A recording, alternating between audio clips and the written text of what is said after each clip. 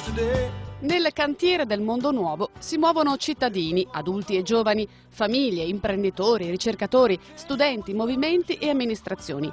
Nel cantiere del Mondo Nuovo si guarda al futuro sostenibile, all'impatto ambientale, alla salvaguardia del territorio, allo sviluppo ecocompatibile, alla solidarietà e alla giustizia economica e sociale.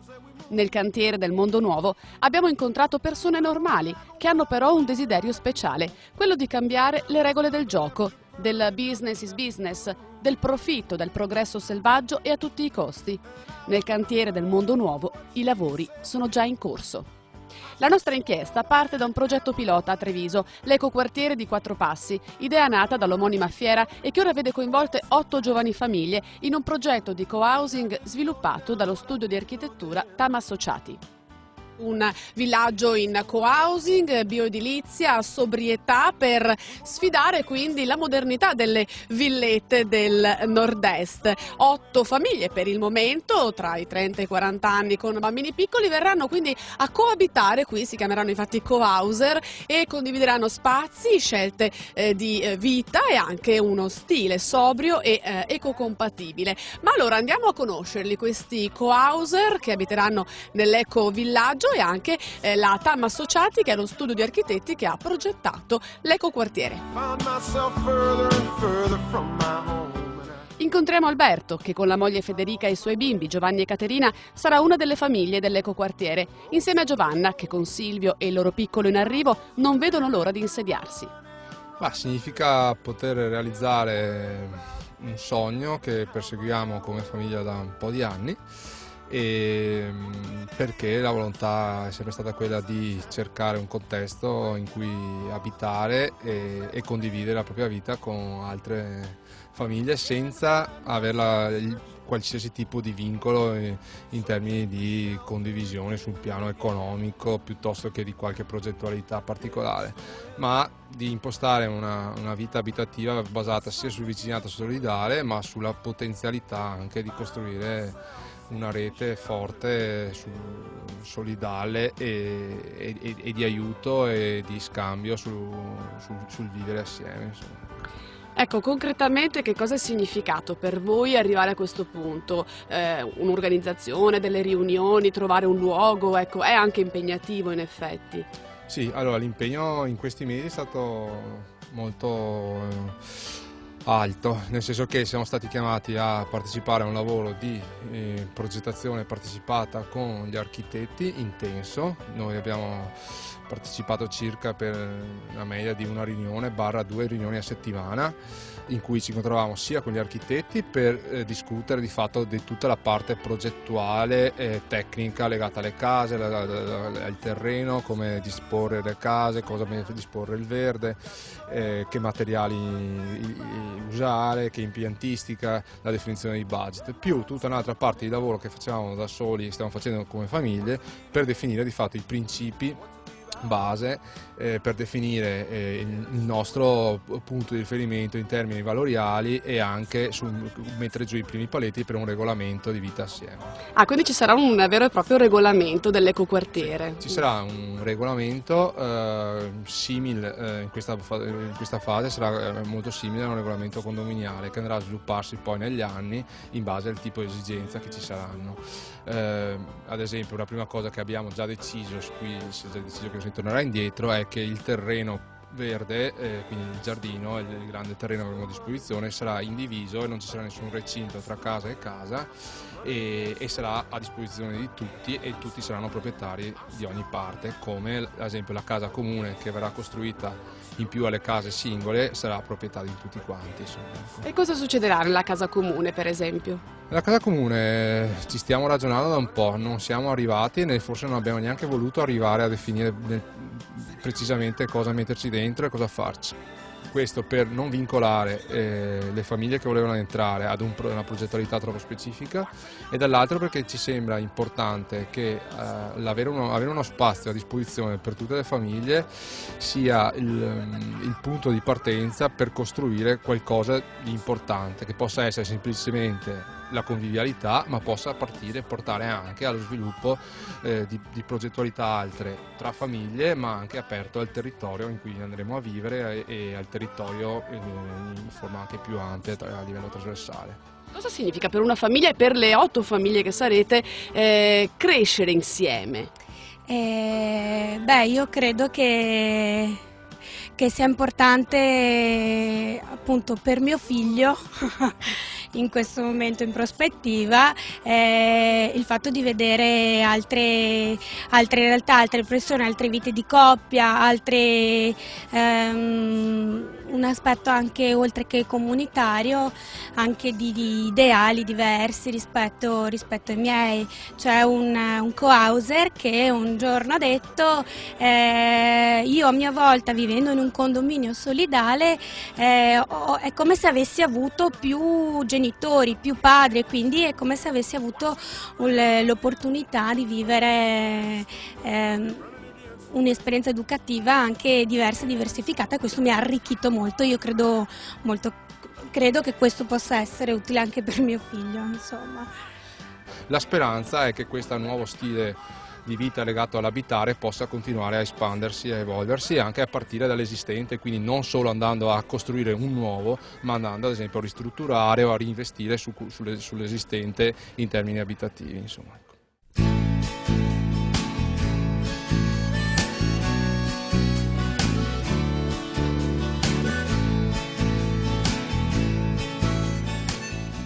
Altro settore del nostro cantiere del mondo nuovo sono i GAS, i gruppi di acquisto solidale, ovvero dei gruppi di persone che decidono di unirsi e incontrarsi per riflettere sui propri consumi e per acquistare prodotti di uso comune, utilizzando come criterio guida il concetto di giustizia e solidarietà.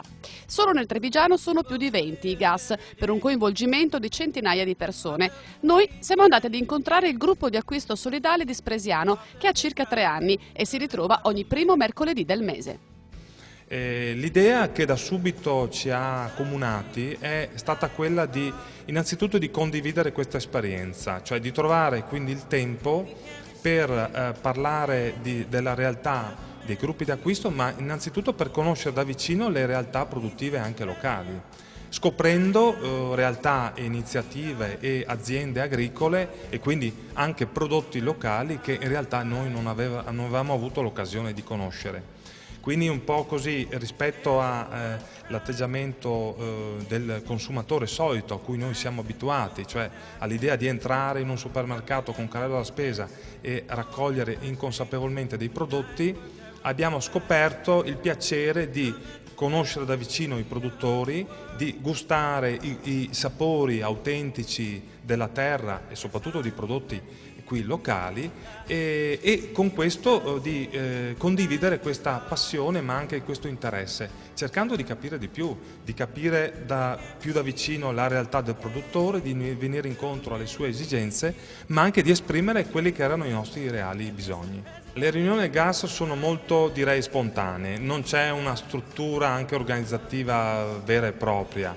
Abbiamo e ci siamo dati anche un po' questo motto, cioè lo spirito che ci anima è uno spirito di condivisione, di semplicità, ma soprattutto appunto, di proposte, di iniziative che man mano nelle varie serate, noi ci incontriamo circa una volta al mese, ciascuno dei componenti del GAS si propone di fare, portando sia le iniziative e le proposte che ci vengono dal coordinamento del GAS a cui noi facciamo riferimento, ma anche elaborando idee e raccogliendo anche iniziative e stimoli che il territorio poi ci rappresenta.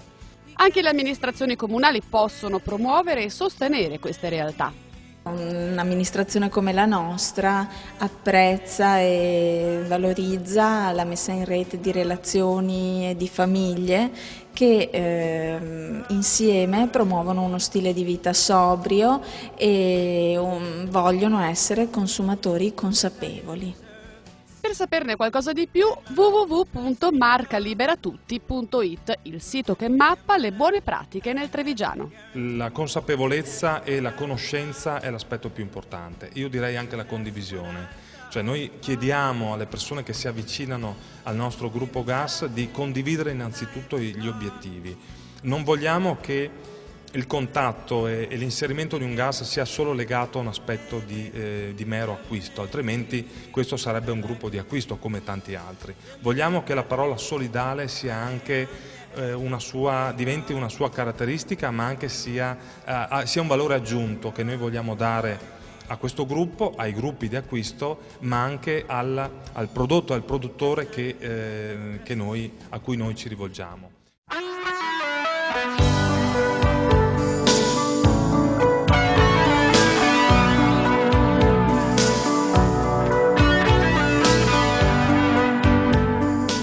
Dopo il co-housing, dopo i gruppi di acquisto solidale, parliamo di altri gruppi di acquisto, in questo caso del fotovoltaico, ma facciamo un passo indietro. Ci siamo spostati a Zero Branco, che è un comune intelligente e anche all'avanguardia in questo senso, e incontriamo il presidente di Energo Club Onlus, con il quale io voglio subito chiacchierare di questa realtà. Che cos'è Energo Club? Energo Club è un'associazione che si occupa di risparmio energetico e di fonti rinnovabili. La nostra missione è di aiutare l'Italia a convertirsi dalle fonti fossili alle fonti rinnovabili nell'arco di 30 anni all'incirca, quindi non certo girando l'interruttore, ma facendo delle attività che un po' alla volta porteranno l'Italia a essere indipendente dal punto di vista energetico. Siamo sulla buona strada in questo senso? Beh, direi proprio di sì, parlando di fotovoltaico direi proprio di sì. Il gruppo d'acquisto fotovoltaico, o come noi ormai lo chiamiamo GAF, è un'iniziativa che serve proprio a questo, serve ad aiutare la famiglia a rimuovere le difficoltà per arrivare alla decisione di fare l'impianto, perché è una decisione che ha tutta una serie di ricadute positive sia dal punto di vista economico, ma dal punto di vista ambientale, dal punto di vista del lavoro, dal punto di vista dell'innovazione, dal punto di vista anche della qualità dell'aria che poi si respira nelle città. E insomma è una decisione che però va presa in maniera condivisa e in maniera consapevole soprattutto. E allora da Energo Club nasce il GAF Sole in Rete, e con Francesco cerchiamo di capire cosa fa un gruppo di acquisto fotovoltaico. Sì, i gruppi di acquisto che organizziamo prevedono delle attività per poter offrire questo servizio alle famiglie e alle aziende che si rivolgono a noi. Diciamo che quando c'è un interesse su un territorio, come in questo caso Zero Branco, invitiamo l'amministrazione pubblica a mettersi a disposizione delle sale, invitiamo la cittadinanza a partecipare a queste serate in cui illustriamo la proposta che parallelamente a questa attività di patrocinio e di organizzazione delle serate viene fatta con le aziende, cioè invitiamo le aziende a proporre al gruppo d'acquisto un'offerta, ne invitiamo parecchie, da queste ne selezioniamo 2 o 3 quelle che servono nel territorio, in base ovviamente all'esperienza, alla solidità aziendale, ai materiali che propongono, poi ai prezzi, alle garanzie, insomma tutta una serie di parametri che permettono di selezionare un'azienda piuttosto che un'altra. E questo alla fine permette di dare al cittadino la miglior convenienza e rapporto qualità-prezzo. Abbiamo detto che ci vuole anche un'amministrazione che ci creda, e in questo caso l'assessore Cazzaro, che è assessore all'ambiente del comune di Zero Branco, ci racconta come l'amministrazione ha interagito con Energo Club, con i GAF e poi anche con la cittadinanza tutta.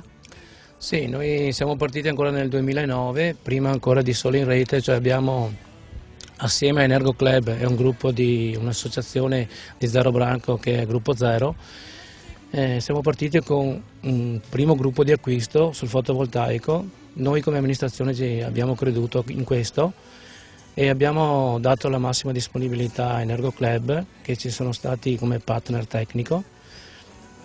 Abbiamo dato appunto a disposizione di sale per fare incontri e abbiamo visto che l'argomento era interessante, perché già nei primi incontri c'erano più di 100 persone a serata, quindi la gente era interessata, e questo ha fatto sì che a Zero Branco praticamente ad oggi sono stati installati 265 impianti, che lo fa essere, diciamo così, il primo paese nella provincia di Treviso con più di 10.000 abitanti come numero di impianti.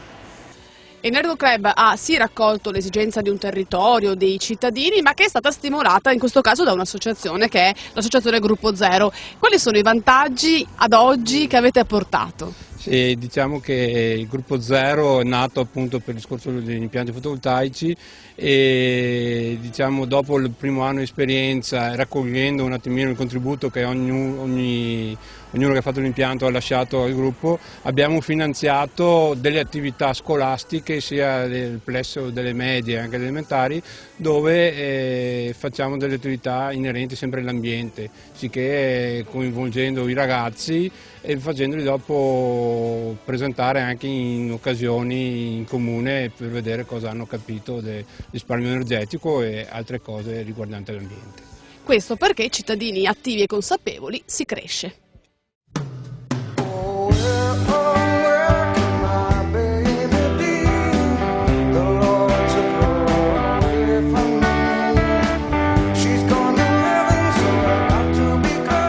Lasciamo quindi i gruppi di acquisto, la nostra inchiesta si sposta ora a Marcon. Siamo venuti nell'impianto di biogas Andretta, dove incontriamo una giovane imprenditrice, Gloria, che ha vinto l'Oscar Green di Coldiretti Veneto per la categoria Sosteni lo sviluppo e concorre anche per il premio nazionale che andrà insomma a prendere tra qualche giorno e capiremo anche poi come ti posizionerai. Intanto Gloria, ben trovata. Grazie mille. Allora, impianto a biogas, essiccatoio, avete 700 capi bovini che producono il letame e il liquame che vi serve poi per trasformarlo appunto in energia. Raccontaci un po' il vostro impianto.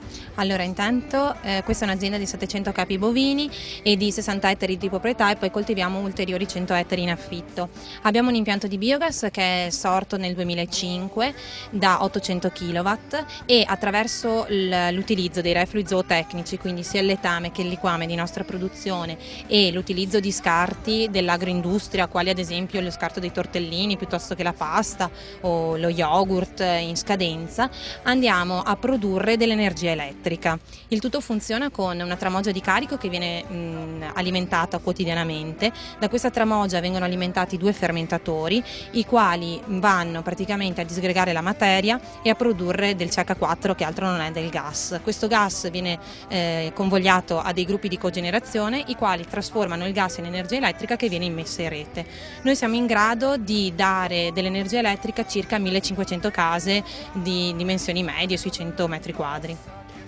Un'azienda praticamente, Gloria, ha bassissimo se non quasi nullo impatto ambientale. Ricordiamo quali sono le attenzioni che avete per essere ecocompatibili. Sì, allora noi grazie all'impianto di biogas possiamo utilizzare tutti i reflui zootecnici della nostra azienda quotidianamente. Ciò ci permette quindi di non doverli più stoccare e non ci sono più le emissioni di CH4, ovvero il metano, in atmosfera. Poi, utilizzandolo appunto quotidianamente, non c'è più il proliferare delle mosche e per finire noi andando a concimare i nostri campi con il refluo zootecnico, col refluo dell'impianto di biogas, riusciamo ad ottenere una doppia coltivazione, quindi i nostri campi sono coperti 10 mesi all'anno. Questo permette di avere una minor desertificazione e le polveri sottili praticamente non si alzano e non vanno ad inquinare l'atmosfera. Ci siamo spostati con Gloria nella stanza dei bottoni, chiamiamola così, ovvero il cuore dell'impianto biogas, da dove gestite tutte le manovre, giusto? Esatto, questo possiamo dire che è il cuore dell'impianto, perché da qui noi possiamo monitorare e gestire 24 ore su 24 l'impianto di biogas. Infatti qui noi possiamo andare a praticamente vedere la situazione all'interno delle vasche, oppure possiamo vedere i caricamenti e modificare in base a quali sono le sostanze che noi andiamo a caricare all'interno della tramogia di carico per la fermentazione, a sostituire, ad aumentare o diminuire l'apporto delle materie. Siamo tornati in esterno. Gloria, qual è quindi alla fine il messaggio che volete dare gestendo in questa maniera la vostra azienda? Siamo convinti che gestendo l'azienda in questo modo siamo migliorativi per l'ambiente.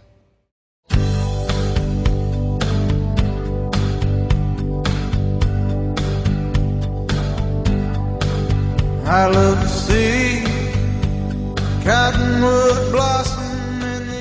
inchiesta Un'inchiesta su un'altra economia possibile continua e ci porta a San Biagio di Callalta per parlare di risparmio energetico. Dovete sapere che il nostro pianeta nei primi 10 mesi di quest'anno ha già consumato tutte le risorse energetiche disponibili e gran parte di queste sono risucchiate proprio dall'edilizia. Allora serve un cambio di tendenza e lo scopriamo a Natural Building, questa azienda dove incontreremo l'architetto Andrea Zambon. Questo è un edificio, quello che vedete alle mie spalle, che è certificato da Casa Clima come, chiamiamola un edificio, una struttura passiva, ma andiamo a capire che cosa significa.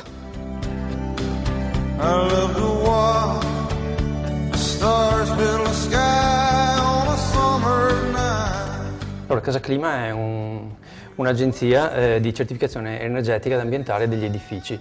Essendo un ente terzo e quindi non coinvolto nella progettazione e nella realizzazione degli edifici, tutela gli interessi di chi acquista la casa, cioè non tutela gli interessi di chi costruisce o del progettista.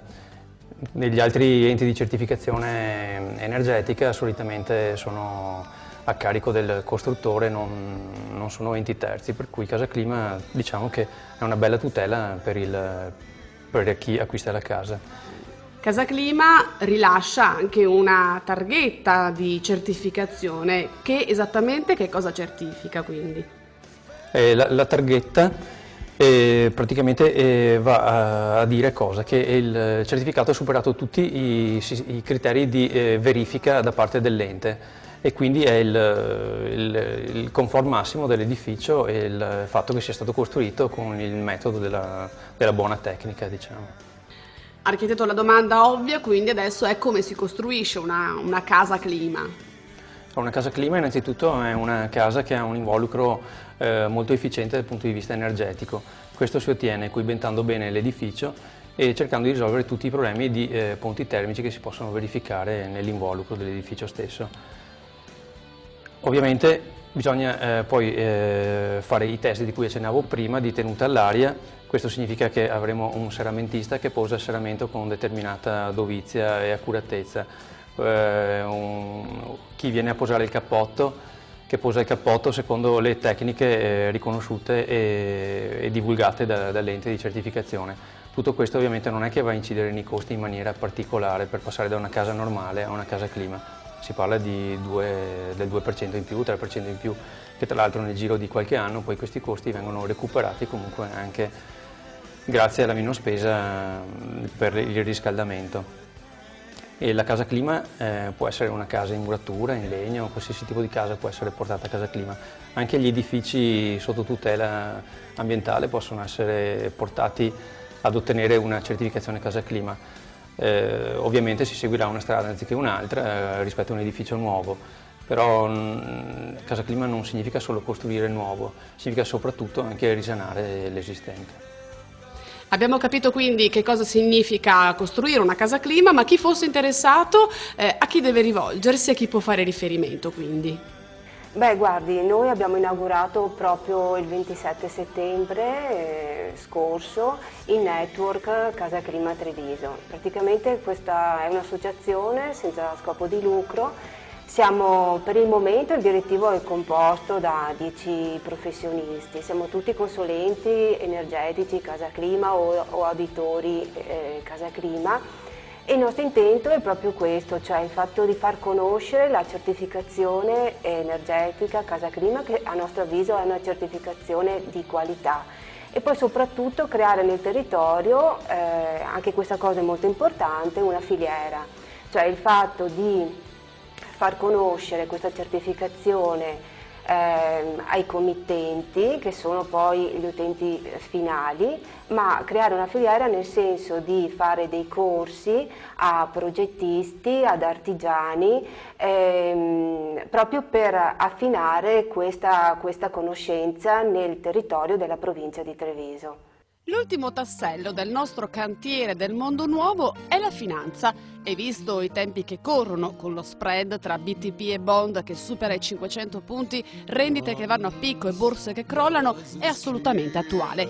I nostri interlocutori, anche in questo caso, sono etici. Banca Etica è un movimento che è nato più di 15 anni fa ed è partito dall'interesse di diverse persone nel capire com'è la gestione del denaro e come poteva essere utilizzato. Banca Etica è in sostanza l'espressione di molti soci che hanno fatto nascere e che hanno investito nella speranza che l'uso del denaro abbia delle finalità utili per l'uomo e per l'ambiente. In questi periodi di crisi, Davide, le persone si interrogano su come vengono investiti i propri risparmi e magari vorrebbero saperne un po' di più di come investirli eticamente. Esatto, allora il periodo non è certo felice. La finanza, l'etimologia della parola finanza deriva da fine, non è da condannare. La finanza, se è speculativa e fine a se stessa, allora porta alle conseguenze e alle situazioni che stiamo vivendo oggi. Per citare una fonte autorevole che è il Sole 24 Ore, del 27 maggio del 2011 indicava che la finanza speculativa, derivati hanno superato di 10 volte l'economia reale. Questo vuol dire che la finanza è diventata autoreferenziale, speculativa e scollegata dall'economia reale. La finanza etica vuole riportare l'attenzione alle conseguenze dell'agire della finanza e portare con sé i valori della trasparenza, dell'attenzione all'uomo, all'ambiente e ovviamente all'economia reale. Attualmente c'è maggior consapevolezza, causa appunto della crisi, e un modo per uscire da questa crisi è riportare la finanza a collegarsi con l'economia reale, a collegarsi con un'economia che fa bene al Paese. Altrimenti si cura gli effetti di una crisi ma non si va alla radice del male. La finanza etica è uno strumento assolutamente indispensabile. Quali sono i progetti ai quali in questo momento tenete particolarmente come Banca Etica? Allora, Banca Etica sta seguendo il terzo settore, che è anche e si intende associazioni, cooperative, enti, circoli, eccetera. Un'attenzione molto forte anche alle fonti da energie rinnovabili, al risparmio energetico, all'attenzione all'ambiente, ma anche a tutti i settori della vita quotidiana, dei disabili, degli anziani, scuole, asili, eccetera. Diciamo che diventa utile tutto quello che è fatto bene nel rispetto, ripeto, dell'uomo e dell'ambiente. Vari sono i finanziamenti che facciamo, ma sono alcuni che sono magari più eclatanti e più belli da dire, però anche nell'economia e nella quotidianità avere una finanza che comunque ti aiuta nella quotidianità è importante. E allora lasciamo il cantiere del Mondo Nuovo ai suoi lavori in corso, con uno stimolo in più, quello di diventare, nel nostro piccolo, costruttori di un futuro migliore.